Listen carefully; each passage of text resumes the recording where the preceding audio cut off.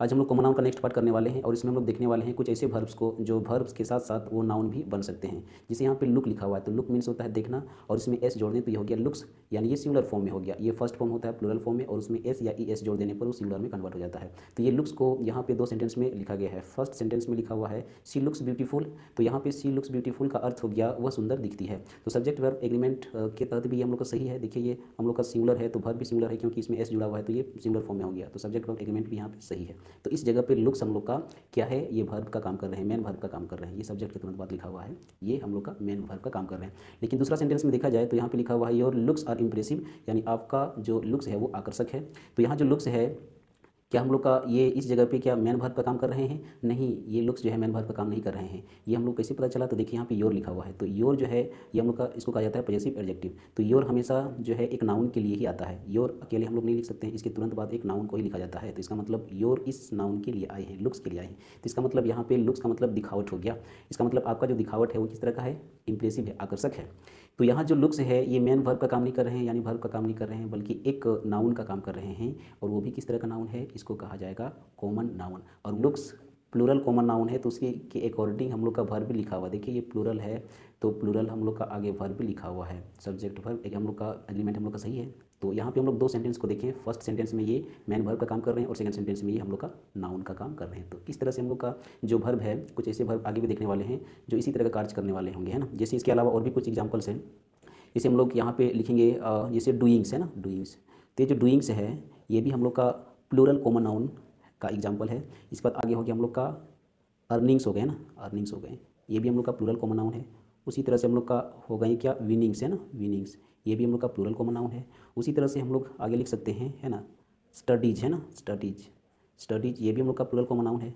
उसी तरह से हम लोग लिख सकते हैं बिलोंगिंग्स है ना, बिलोंगिंग्स, बिलोंगिंग्स है ना, तो ये भी हम लोग का क्या, एटसेट्रा, ये सभी हम लोग का प्लूरल कॉमन नाउन है।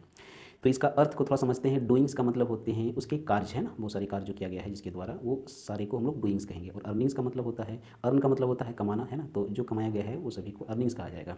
और विनिंग्स का मतलब होता है क्या, विन का मतलब जीतना, और इसी से हम लोग का विनिंग्स बना। तो विनिंग्स का मतलब हो गया जो जीते गए, जैसे हम लोग उपहार हैं या बहुत सारे प्राइज हैं, वो सभी को विनिंग्स कहा जाएगा। और स्टडीज, स्टडीज का मतलब हो गया यहाँ पे पढ़ाई, है ना, पढ़ाई लिखाई। और हम लोग का आगे है बिलोंगिंग्स, संबंधित जिसको कहते हैं। तो बिलोंगिंग्स का मतलब हो गया हम लोग का उससे संबंधित वस्तुएं या चीज़ों को कहा जाएगा।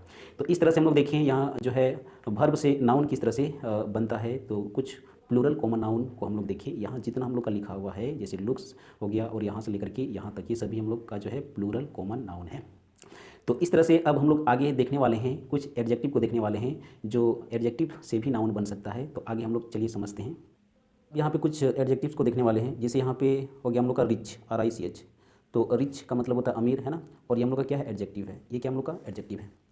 अब ये एडजेक्टिव में अगर आर्टिकल द लगा दिया जाए, जैसे हम लोग लिखें द रिच, है ना, तो द रिच जो है ये अब हम लोग का एडजेक्टिव नहीं रह गया है, अब ये हम लोग का नाउन बन गया है। क्या बन गया है, नाउन। वो भी कौन सा नाउन, तो याद रखेंगे ये हम लोग का कॉमन नाउन है।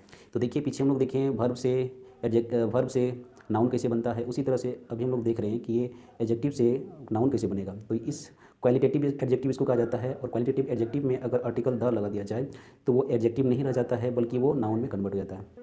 तो ये द रिच जो है, द रिच हम लोग का क्या है, ये हम लोग का नाउन बन चुका है। अब ये नाउन जब बन गया है तो पीछे हम लोग देखें कि नाउन हम लोग का सब्जेक्ट, ऑब्जेक्ट या फिर कंप्लीमेंट बन सकता है। तो ये नाउन कौन सा नाउन है, प्लूरल कॉमन नाउन है। यानी नाउन तो है, कॉमन नाउन तो है ये, लेकिन किस रूप में है, ये प्लूरल फॉर्म में होंगे। जैसे यहाँ पे एक सेंटेंस जो है लिखने जा रहे हैं, जैसे द रिच, द रिच, तो यहाँ पे हम लोग का फिल करना एक है हेल्प और एक है हम लोग का हेल्प, है ना, हेल्प्स। अब दोनों में से जो है फिल करना है। इसके बाद आगे हम लोग लिखें जो है द पुअर लिखे ना, द पुअर लिखे। तो यहाँ पे जो सेंटेंस लिखा हुआ है द रिच, तो द रिच का मतलब हो गया क्या, रिच मीन्स वैसे अमीर होते हैं, है ना। रिच का मतलब क्या होता है, अमीर होता है। और द रिच का मतलब होता है क्या, अमीर लोग, यानी ये हम लोग का नाउन बन चुका है। तो ये नाउन जब बन चुका है तो हम लोग इसको जो सब्जेक्ट के तौर पे लिख सकते हैं। तो इस सेंटेंस में देखिए यहाँ लिखा हुआ है द रिच, तो द रिच का मतलब हो गया अमीर लोग, है ना। तो ये हेल्प करते हैं किसको, गरीब लोग को। तो यहाँ पुअर, द पुअर लिखा हुआ है, तो पुअर भी एक एडजेक्टिव है और उसके आगे द आर्टिकल लगा हुआ है। तो इसका मतलब ये गरीब नहीं है बल्कि गरीब लोग हो गया। ये हम लोग का, ये भी हम लोग का नाउन बन चुका है।